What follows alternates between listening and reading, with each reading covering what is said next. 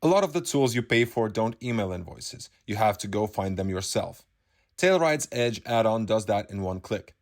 Get it for free from the Microsoft Edge add-on store. Make sure you're logged into your Tailride account and you're set to start. Click the Tailride icon in your toolbar, set up a starting date in Settings, then pick a portal from the list. The add-on opens the billing page in a new tab and collects your invoices automatically. Leave the tab open. It'll close on its own once it's done. Open your Tailride dashboard. Your collected invoices are already there. Got a portal that's not on the list? You can add it yourself with Teach a Portal. Just open the portal's invoice page, click each element, the invoice rows, dates, and download links, and hit Save and Run.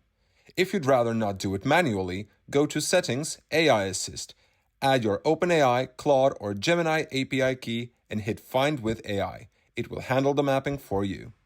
Stop logging into portals every month just to grab a PDF. Let Tailride handle it. Link in the description.